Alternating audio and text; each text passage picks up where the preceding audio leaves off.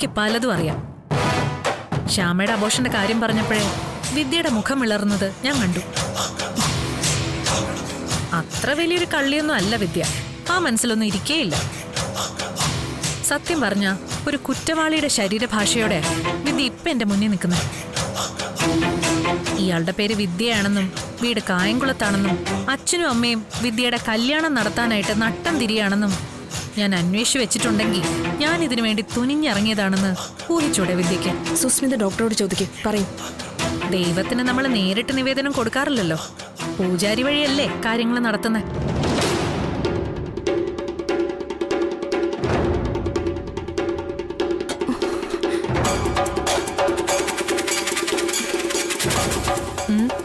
വിദ്യയ്ക്കും കൂടി ഒരു സഹായമായിട്ടാണ് ഞാനിതെല്ലാം ചെയ്യുന്നത്. വിദ്യയുടെ കല്യാണ ചെലവിന് എന്റെ വക ഒരു സംഭാവന. ഫ്രണ്ട്സിന് വേണ്ടി എത്ര പണം വേണേലും ചെലവാക്കാൻ മടിയില്ലാത്ത ഒരാളാ ഞാൻ. പണം നമുക്ക് എങ്ങനെയും ഉണ്ടാക്കാം, പക്ഷെ നല്ല ഫ്രണ്ട്സിനെ കിട്ടാനാ പാട്. വിദ്യക്ക് ഇപ്പൊ എന്നോട് എന്തോ പറയാനുണ്ട്. സുസ്മിത, ആരും അറിയില്ലല്ലോ അല്ലേ? ഇല്ലാന്ന്.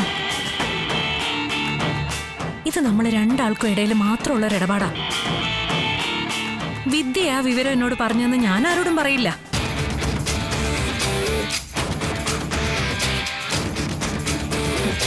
ശ്യാമയ്ക്ക് അബോഷനായി എന്നുള്ളത് സത്യം തന്നെയാണ്.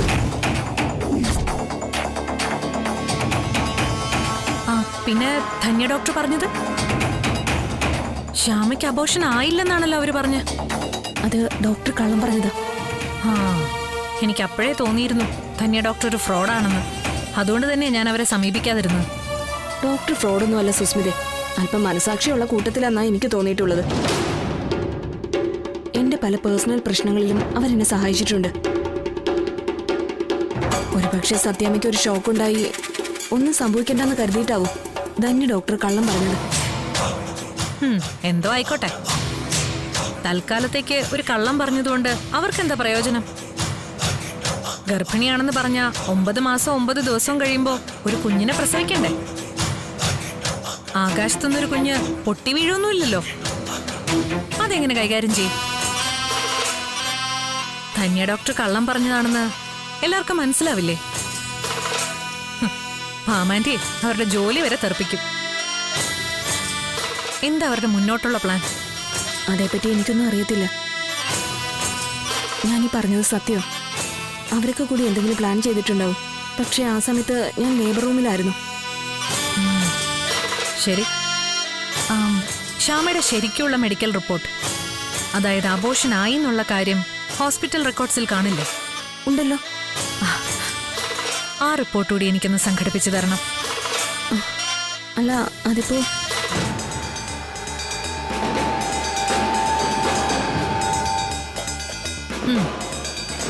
വിദ്യ വിചാരിച്ച സാധിക്കുന്ന എനിക്കറിയാം. അതുകൊണ്ടല്ലേ ചോദിക്കുന്നേ. ഒരു 5 മിനിറ്റ് വെയിറ്റ് ചെയ്യൂ. 5 അല്ല 50 മിനിറ്റ് വേണേലും ഞാൻ വെയിറ്റ് ചെയ്യും. കാര്യം നടന്നാ മതി. പിന്നെ ഇതൊരു ദീർഘകാല ബന്ധമായിരിക്കണം എന്ന് എന്റെ ആഗ്രഹം. വിദ്യയുടെ മൊബൈൽ നമ്പർ എനിക്ക് തരണേ. ഞാൻ പോയിട്ട് വരാം. ആ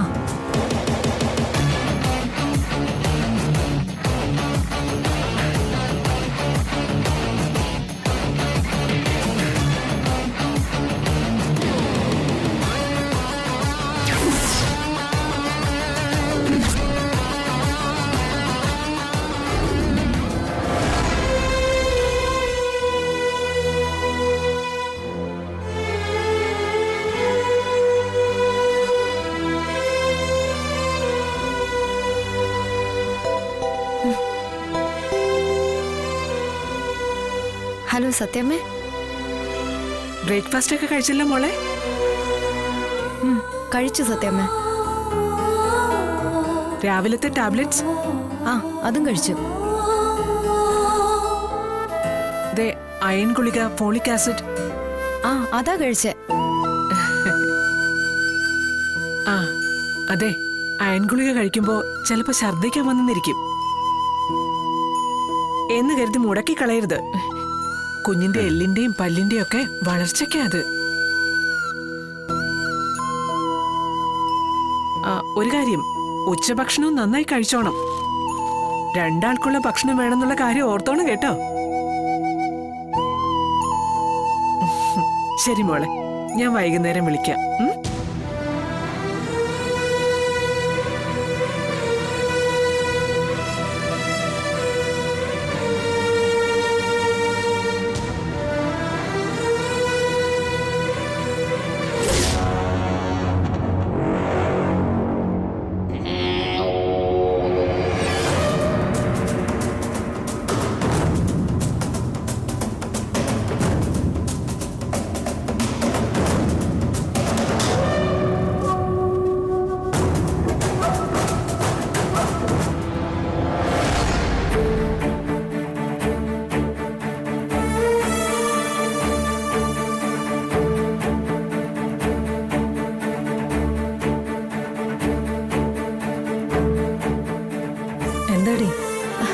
സത്യമ്മയുടെ സ്നേഹാന്വേഷണവും സുഖവിവരം തിരക്കലോ അതാ അമ്മ ഇപ്പൊ എന്നെ ഇല്ലാതാക്കിക്കൊണ്ടിരിക്കുന്നത്. മനസാക്ഷിക്ക് നിരക്കാത്തത് ചെയ്യുന്നു എന്ന ബോധം മനസ്സിലേക്ക് ആണിയടിച്ചുറപ്പിച്ചോണ്ടിരിക്കുക സത്യമ്മയുടെ ഓരോ വാക്കും. മോളെ, നീ തന്നെയല്ലേ കുറച്ചു മുന്നേ പറഞ്ഞത് എന്ത് വില കൊടുത്ത് നിന്റെ കുഞ്ഞേച്ചിയുടെ കുഞ്ഞിനെ നിനക്ക് വേണോന്ന്? അതാ നിന്റെ ജീവനും ജീവിതവും എന്നൊക്കെ. ഇപ്പൊ ഇത് മാത്രമേ നമുക്ക് മുന്നിൽ വഴിയുള്ളൂ എന്ന് ഉറപ്പിച്ചു കഴിഞ്ഞാൽ പിന്നെ തിരിഞ്ഞു നോക്കേണ്ട കാര്യമില്ല. വേറെ വഴിയില്ല. മുന്നോട്ട് നടക്കുന്നിടത്ത് കല്ലും മുള്ളും കാലിലും മനസ്സിലും ഒക്കെ കുത്തി കയറിയെന്നിരിക്കും. പക്ഷെ നമുക്ക് മുന്നിൽ ഒരു ലക്ഷ്യസ്ഥാനമുണ്ട്. അവിടെ എത്തിക്കഴിയുമ്പോൾ മനസ്സിലാവും സഹിച്ച ബുദ്ധിമുട്ടുകൾക്കൊക്കെ ഒരു ഫലമുണ്ടായെന്ന്, എല്ലാം ശരിയായിരുന്നു എന്ന്. മോളെ, രോഹിത്തിന് നിനക്കൊരു കുഞ്ഞിനെ കൊടുക്കണ്ടേ? സത്യാമ്മ അയച്ചതുപോലെ അവരുടെ വീട്ടിലൊരു കുഞ്ഞ് ഓടി കളിക്കണ്ടേ? ഇപ്പൊ നീ പതറിപ്പോയാ എത്ര ജീവിതങ്ങളാ തകരാൻ പോകുന്നതെന്ന് അറിയോ മോക്ക്? അമ്മ മോളെ, നമ്മളെപ്പോഴും നമ്മുടെ ജീവിതത്തെ പറ്റി മാത്രമേ ആലോചിക്കാറുള്ളൂ. നമ്മുടെ കഷ്ടപ്പാടുകൾ, നമ്മുടെ ബുദ്ധിമുട്ടുകൾ. നിന്റെ കുഞ്ഞേച്ചിയുടെ കാര്യം ഇതിനിടയിൽ എപ്പോഴെങ്കിലും ആലോചിച്ചു നോക്കിയിട്ടുണ്ടോ നീ? അവളുടെ കാര്യമല്ല, ചുറ്റുമുള്ളവരുടെ കാര്യമാണ് അവൾ ആദ്യം പരിഗണിക്കുന്നത്. അവളുടെ നെഞ്ചിലേക്ക് ഒരു കഠാര ആഴ്ന്നിറങ്ങിയാലും വേണ്ടില്ല. അവള് സ്നേഹിക്കുന്നവർക്ക് ഒരു പോറല് പോലും ഏൽക്കാൻ പാടില്ല. ഒരു സാധാരണ പെൺകുട്ടി ചെയ്യാത്ത കാര്യങ്ങളാ അതിനുവേണ്ടി അവള് ചെയ്യുന്നത്. അനിയത്തിയുടെ ഗർഭം അലസിയാലും അതിൽ മനം നൊന്ത് അവളുടെ അമ്മായിയമ്മയ്ക്ക് എന്തെങ്കിലും സംഭവിച്ചാലോ അവൾക്കെന്താ? അതിനൊക്കെ അവളാണോ കാരണക്കാരി? അല്ല. പകരം താൻ പ്രസവിക്കുന്ന കുഞ്ഞിനെ കൊടുത്തോളാന്ന് ഒരു കൂടപ്പിറപ്പും ചിന്തിക്കില്ല എന്റെ പൊന്നുമോളെ. അവൾക്ക് മുന്നിൽ വേറെ വഴിയുണ്ടല്ലോ. താൻ ഗർഭിണിയാണെന്ന് സത്യം തുറന്നു പറഞ്ഞ ഇതിനേക്കാൾ കൂടുതൽ സ്നേഹിക്കും വിഷ്ണു അവളെ. സത്യമ്മ പൊന്നും പട്ടും കൊണ്ട് മൂടും. സിവിൽ സർവീസിനും പോവാ, കളക്ടറോ ആവാം. ചിതറിപ്പോയ നിന്റെയോ രോഹിത്തിന്റെയോ ജീവിതത്തിലേക്ക് തിരിഞ്ഞു നോക്കേണ്ട കാര്യം അവക്കില്ല.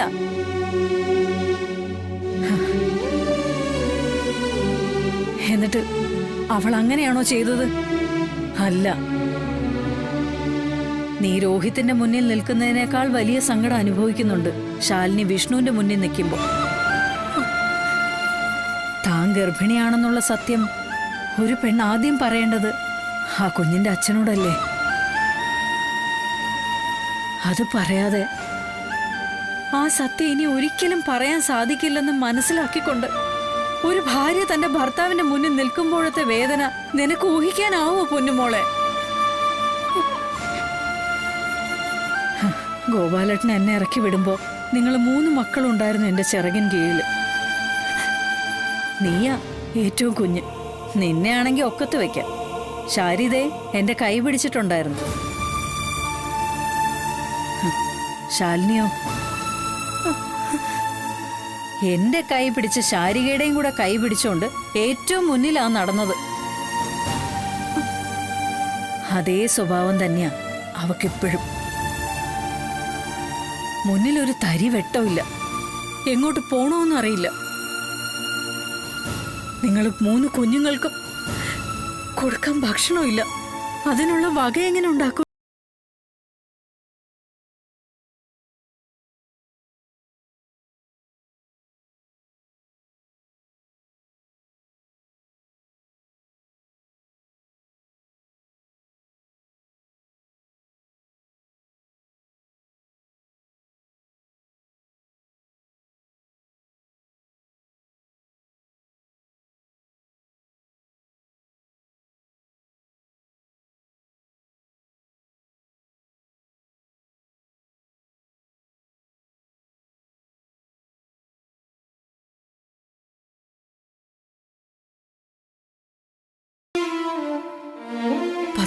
വർഷം 3 കുഞ്ഞുങ്ങളെ ചിറകിനടയിൽ ഒതുക്കി പിടിച്ച് വളർത്തി വലുതാക്കിയ കഥ ഇത്രയും കാലം അമ്മ പറഞ്ഞുകൊണ്ട് നടന്നു. ഇനി ഞാനത് പറയില്ല. അമ്മ, ചേർത്ത് പിടിക്കുന്നതിനേക്കാൾ വലിയ ത്യാഗമാ സ്നേഹിക്കുന്ന കുഞ്ഞിനെ വിട്ടുകൊടുക്കുന്നത്. എന്നെക്കാൾ വലിയ ത്യാഗമാ നിന്റെ കുഞ്ഞേച്ചി ചെയ്യുന്നത്. അവൾ എപ്പോഴും പറയും അവക്ക് എന്നെ പോലെ ആവണമെന്ന്. പ്രായത്തിൽ ചെറുതാണെങ്കിലും എനിക്ക് ശാലിനിയുടെ അത്രയും വലുതാകാൻ പറ്റിയില്ലല്ലോ എന്നാ എന്റെ സങ്കടം. പിടിച്ചു നിൽക്കണം മോളെ. ഉള്ളിൽ കരഞ്ഞാലും പുറത്തുള്ളവരത് കാണരുത്. നമ്മൾ തോറ്റുപോകും. അമ്മ,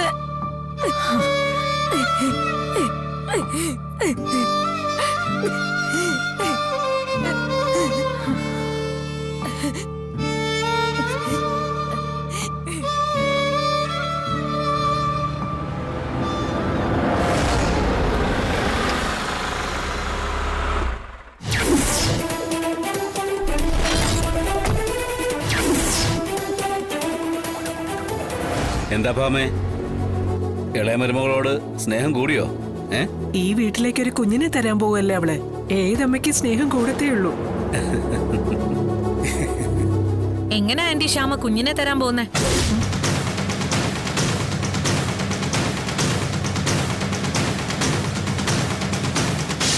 ഏതെങ്കിലും ഹോസ്പിറ്റലിൽ നിന്ന് കുഞ്ഞിനെ മോഷ്ടിക്കോ? അതോ അമ്മ തൊട്ടിലിൽ പരതി എടുത്തോണ്ട് വരുമോ?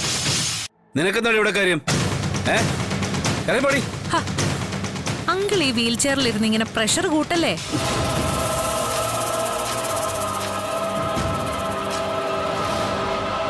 പ്രായമായി വരികയാണെന്നൊക്കെ ഒരു ഓർമ്മ വേണം. എന്താ നിനക്ക് വേണ്ടത്? എന്റെ ആന്റി, ഞാനൊന്ന് പറഞ്ഞോട്ടെ. പറയുന്നത് ചിലപ്പോ നിങ്ങൾക്കാർക്കും ഇഷ്ടപ്പെടില്ലായിരിക്കും. പക്ഷെ അത് സത്യമല്ലെന്നുണ്ടെങ്കിൽ നിങ്ങൾ എന്നെ തല്ലോ കൊല്ലോ എന്താന്ന് വെച്ചാ ചെയ്തോ. ആ, എന്തായാലും ആന്റിയുടെ മൂത്ത മരുമകൾ ശാലിനിയുടെ അത്രയും പെരുങ്കളിയൊന്നും അല്ല ഞാൻ. ഇവളോട് ഇറങ്ങി പാൻ പറഞ്ഞേ.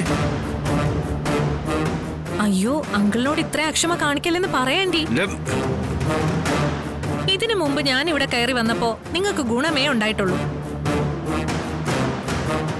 നിങ്ങളെ എല്ലാവരെയും കബളിപ്പിച്ചുകൊണ്ടിരുന്ന ഒരു പെരുങ്കള്ളിയെ പിടിച്ച് കയ്യിലോട്ട് ഇട്ട് തന്നു. പ്രഗ്നന്റ് ആണെന്ന് പറഞ്ഞ് നിങ്ങളെ പറ്റിച്ചോണ്ടിരുന്ന ശാലിനിയെ. കേട്ടോ എന്റെ അങ്കിളെ, എന്തതിര്? സത്യം പറഞ്ഞ നിങ്ങൾക്ക് വേണ്ടി CID പണി നടത്തേണ്ട കാര്യമൊന്നും എനിക്കില്ല. വിഷ്ണുവേട്ടനും ശാലിനി അങ്കിളും അടക്കം ഈ വീട്ടിലുള്ളവരൊക്കെ എനിക്ക് ദ്രോഹം മാത്രമേ ചെയ്തിട്ടുള്ളൂ.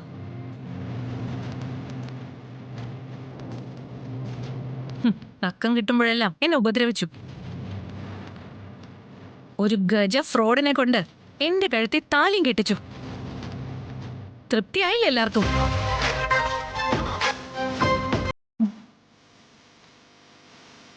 പക്ഷേ ആന്റിയോട് മാത്രം എനിക്കിപ്പോഴും സ്നേഹമുണ്ട്. ഒരമ്മയെ പോലെയാ ആന്റീനെ സ്നേഹിച്ചത്. തിരിച്ചങ്ങോട്ട് ഞാനും.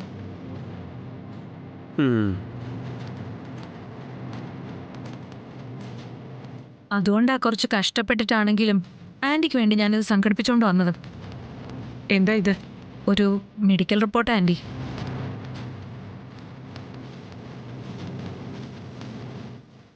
വായിച്ചു നോക്ക്, ആന്റിക്ക് ഗുണം ചെയ്യും. നിങ്ങളിപ്പോ ഒരുത്തിയെ വീട്ടിലേക്ക് കുഞ്ഞിനെ കൊണ്ടുവരുമെന്ന് പറഞ്ഞ് ആനന്ദിപ്പിച്ചില്ലേ? അവള് ശ്യാമ പ്രഗ്നന്റ് അല്ല എന്നുള്ള മെഡിക്കൽ റിപ്പോർട്ടായത്.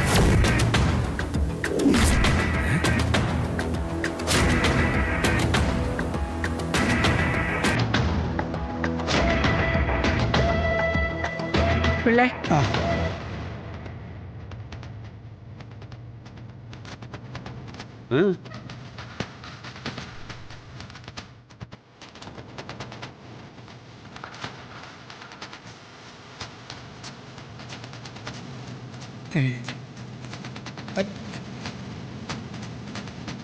എന്താണോ ജൂൺ 8-ാം തീയതി കരുണ ഹോസ്പിറ്റലിൽ അഡ്മിറ്റായ പേഷ്യൻറ്റിൻ്റെ, അതായത് നമ്മുടെ ശ്യാമ മോൾക്ക് അബോർഷനായി പോയിന്നാ സാറേ മെഡിക്കൽ റിപ്പോർട്ട്.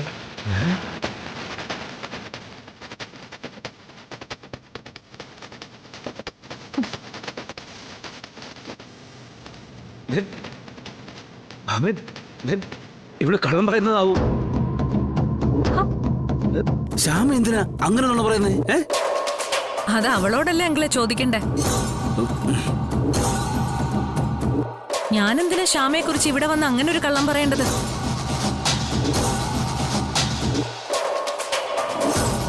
ഇനിയിപ്പൊ കള്ളാണെങ്കിൽ ഞാനല്ല, ഈ മെഡിക്കൽ റിപ്പോർട്ടാ അത് പറയുന്നത്. ഞാനേ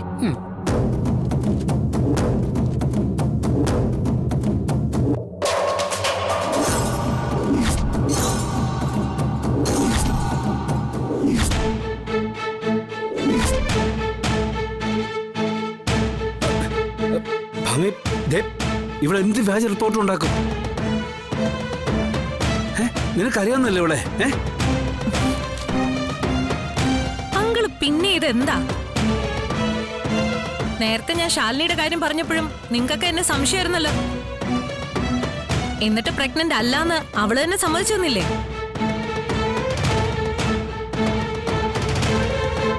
എനിക്ക് തോന്നുന്നത് കാര്യലാഭത്തിന് വേണ്ടി പ്രഗ്നന്റ് ആണെന്ന് പറഞ്ഞുണ്ടാക്കുന്നത് ശാരദാമ്മയുടെ മക്കളുടെ ഒരു ശീലമാണെന്നാ.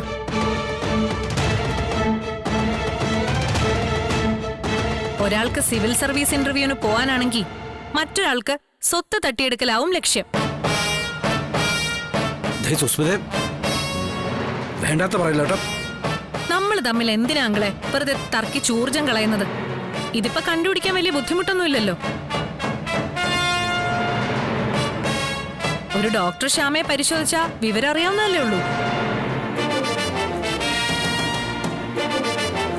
പക്ഷെ പരിശോധിക്കുന്നത് കരുണ ഹോസ്പിറ്റലിലെ ഡോക്ടർ ധന്യ ആവരുത്. ധന്യാന്ന് മാത്രമല്ല, ഒരു ഡോക്ടറും വേണ്ട. അഡ്മിറ്റ് ആയ പേഷ്യന്റിന് അബോർഷനായി എന്ന് പറഞ്ഞത് കേട്ടത് ഞങ്ങളാ. പിന്നെ ശ്യാമ പ്രഗ്നന്റ് ആണെന്ന് ആ ഡോക്ടർ കള്ളം പറഞ്ഞ എന്തിനാന്ന് മാത്രമേ എനിക്ക് മനസ്സിലാവാത്തെ. എന്തോ കള്ളക്കളി ഉണ്ടെന്നുള്ളത് ഉറപ്പാ. അതിന് ശാലിനിയുടെ ശാരദാമ്മയുടെ ഒത്താശയുണ്ട്.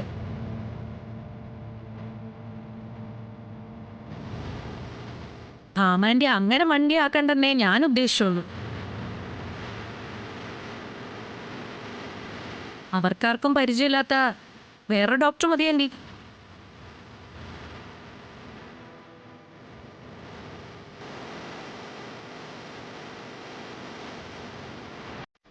അല്ല ഭംഗ, അല്ല നീ എന്താ ശ്യാമയെ അവിശ്വസിക്കുവാണോ?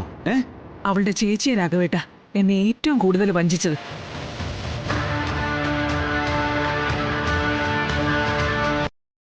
അതേ രക്തം തന്നെയാണോ ശ്യാമയുടെ ഞരമ്പിലൂടെ ഓടുന്നെന്ന് എനിക്കൊന്ന് അറിയണം.